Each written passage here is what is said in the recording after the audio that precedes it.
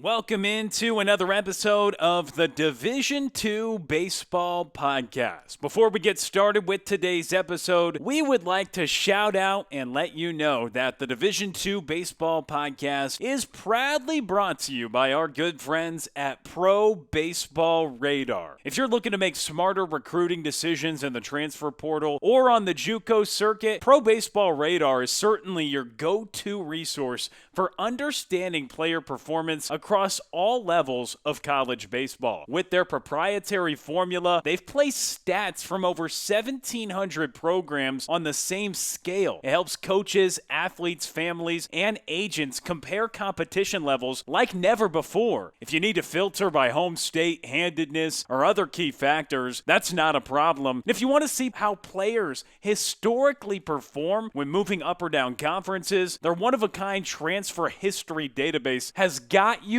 covered. So save time, gain an edge, and make data-driven decisions with Pro Baseball Radar. Visit probaseballradar.com or follow them on X at Baseball Radar and schedule a demo today. Pro Baseball Radar, because the right move starts with the right data. Welcome into the Division II Baseball Podcast. Really exciting guest we have on today because we have an opportunity to talk with someone who's been leading a program for a couple decades, but what they're doing right now is they're playing baseball at an extremely high level, and we're going to be talking about Harding, a team that, man, they've really impressed. Robert and I have looked at it. We are really excited about this group, and they've won 12 games in a row, the longest win streak in the country right now. And we're joined alongside their head coach, Patrick McGaha. Coach, thank you so much for taking the time to join us. Your team is really playing well right now.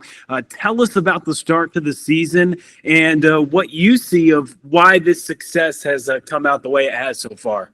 Well, thanks so much for having me. We are off to a great start, obviously. Just really, all the thanks, all of it goes to our guys. They just have worked extremely hard for a long time and got an older group, a group that's been together for a lot of years. I looked at the roster this morning just to make sure my numbers are right. We have 19 guys that have been together for 3 years. 9 of those guys have been together for 4. We graduated 7 guys that have been together for 4 last year. So, it's been an older group that really have, they have a high care factor for the program and a high care factor for each other. And just really, the culture is in place, has been for several years that, it's not about me, it's about we, and that's how these guys go about their business every day. And so it's been fun watching them, really lead this older group and really, attack, the season and getting off to a great start the way they have. And Coach, you are no slouch, especially the last 4 years in terms of getting off to a hot start, at least a 9-1 start in each of the last 4 years. How do you prepare these guys during the offseason just to, go in so well to begin the season? Well, we're really fortunate. We have good facilities, got a nice indoor facility. We're able to, never miss a day. And the guys really go about their business and work hard. But we just understand that in this region, every game is important. And we stress that to them that, there are no weekends off, even if it's non-conference. And, Tuesdays are just as important as the weekends almost. And so we've just had a group of guys over the last, decade really that have embraced that and really worked hard to try and make sure that they're ready from the jump and ready to go every time it's game day. And Coach, your team really jumped off the map last year, not just because of the hot start, but the play the entire season toward the top of the league and what was just a great 3-way race last season within the conference for the top spot. You go to the NCAA tournament. And coming into this year, I'm sure you had a lot of confidence with your pitching staff, which has certainly performed at one of the best levels in the country to start the season. Merritt J, Maddox Long, proven commodities on the mound, and man, they've really done such a great job. And you combine that with what Preston has done. I mean, this pitching staff has just been remarkable to start the year, about a 2.5 ERA. And it's a big reason why you've won 14 games so far. Can you tell us a little bit of behind that three-headed monster you have with your starting rotation? Yeah, just, they work so hard, and there's no jealousy. The whole staff, is pulling for each other. We really stress and emphasize the freebie war. We just don't want to give up anything free. We pound the zone, we attack. For a long time around here, it's been about pitching and defense, and really excited the last couple of years and this year too that we're hopefully going to add a little more offense to the mix. But these guys just really have bought into what we're trying to do on the mound, and just not very many walks, not very many hit by pitches, the wild pitches. Those numbers have been outstanding. We're always emphasizing that, and those guys have really worked hard to make sure that they're throwing strikes. And yeah, Preston Tabor has been off to a great start. We were able to get him out of the portal last year, coming in from Dallas Baptist, and really expected big things. Last year he showed signs, showed some promise. Really had flashes at times, but we just weren't able to sustain that level throughout the entire course of the season. But he stayed positive, he kept working, and really excited for him to see that hard work pay off as the year started here. And like you said, Maddox and Merritt have just continued to kind of do what they do. The bullpen's been good too. Javi Lobo out of the pen has been outstanding. Kyle Lane also, and we are excited about Austin Job in the pen too, coming in from Crowder this year, and so really excited about hopefully what this staff's going to do this year.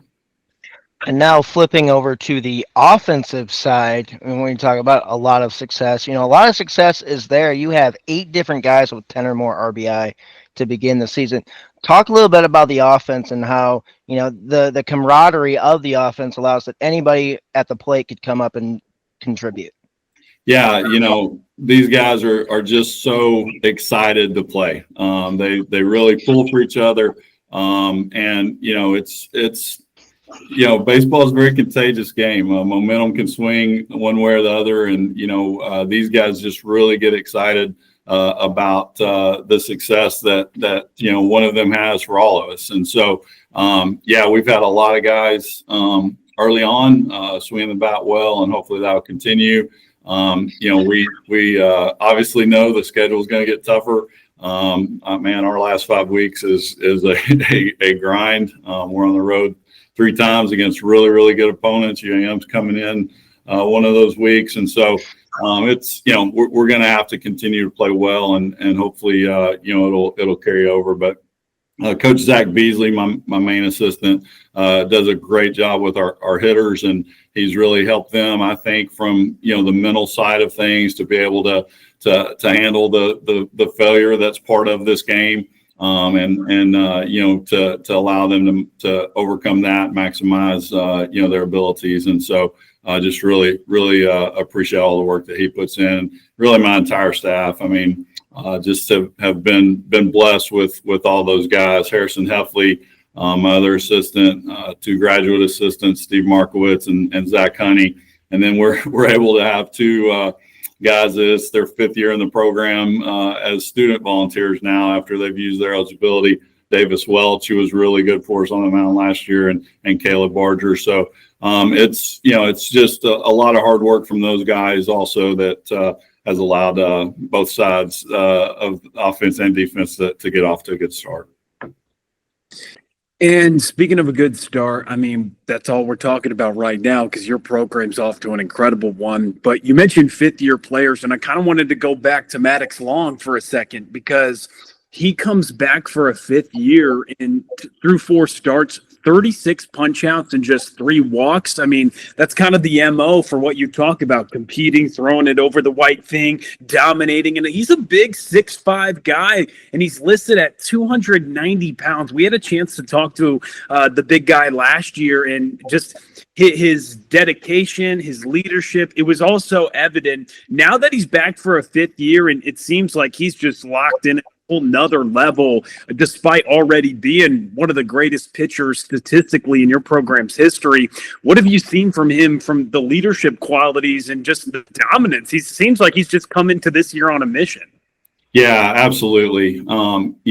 You worry sometimes about guys that have a really, really good year the previous year, that they're going to maybe sit back and rest on the laurels a little bit. None of that automatics. And, he from the end of the season through the summer was already talking about what he hoped that we could do as a team and achieve, more success than we did last year. And he wanted to really lead that and be a part of that. Obviously he has a goal and a dream of, playing beyond this year too. And so he works hard to try and do that. But, he just has so many intangibles, and that comes from, growing up in a coach's home. His dad, Matt Long, and I go all the way back to the mid-90s coaching high school against each other. And so, Matt's had a 25-plus year career at the high school level in Arkansas. He got out of coaching last 2 years ago, I guess. But, that's the home that Maddox grew up in. And so, that desire to be the best and to push and to compete, was instilled from a very young age. And yeah, he definitely has that and wants to really pitch well. And like you said, man, it's just, he is throwing with a lot of confidence right now and just, giving us a chance to win every time he goes out. And speaking of giving you a chance to win, especially on the offensive side, especially also behind the dish, talk a little bit about a guy who, as soon as he came on campus, just started hitting and has continued hitting in his third year, and that's Colin Helms. Talk about his impact both at the plate and behind the dish. Yeah, just a really, really good player. Outstanding young man and a great leader. And but boy, that swing is really, really pretty. And he works hard.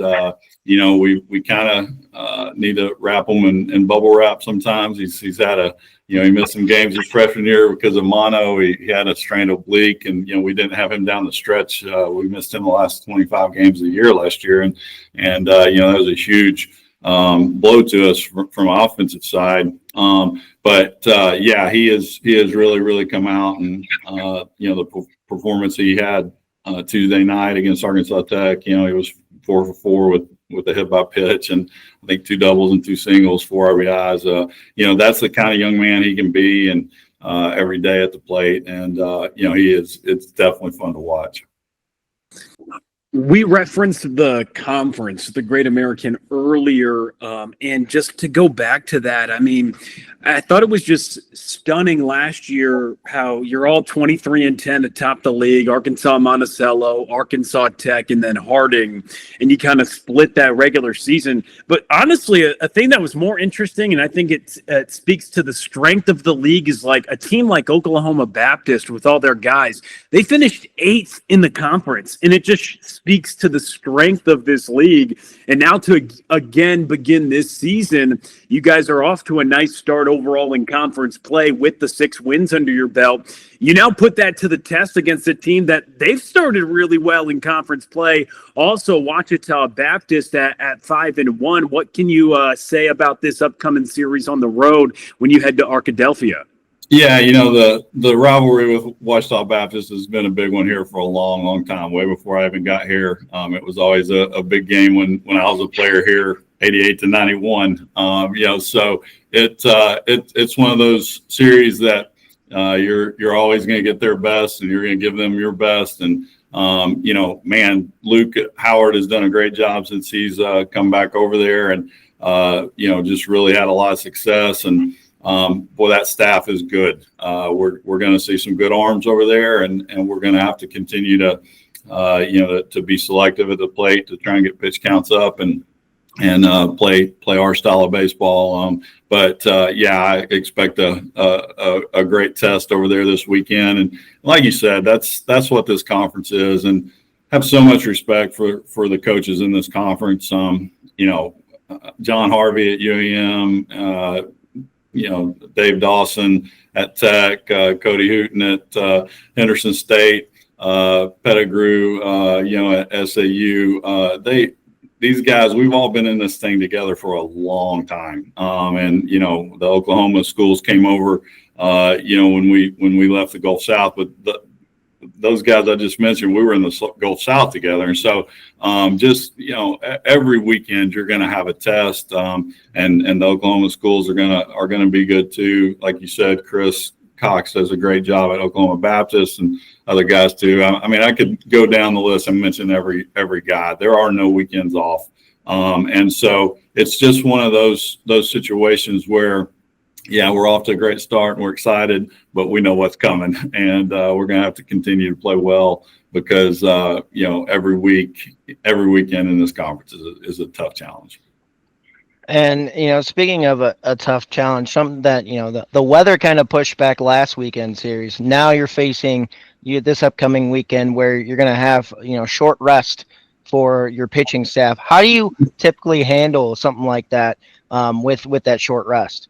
Yeah, we were very fortunate this week. We were able to get Maddox out after 6. He only threw 82. MJ went 5 and only threw 77. And I think Tabes went maybe 84, went 6. And so, had we had to stretch those guys to 7 or 8, I'd be feeling a lot, more trepidation about going into this weekend. But the fact that we were able to get them out, with pitch counts down a little bit, that really helped us. And, hats off to our pen for allowing us to do that, and really for our hitters for giving us some leads that allowed us to do that. So you're always a little bit wary about those short rest weekends. But, these guys are, like I said, older guys. They've been through it. They know how to adjust their routine.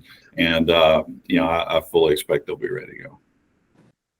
So we all know about offensive success. It comes down to getting on base, right? Scoring runs any way you can. One thing that's been interesting, and I don't know what's up with it, Colin Helms is kind of at the front of it. You guys have just been getting plunked by so many pitches. He's been hit.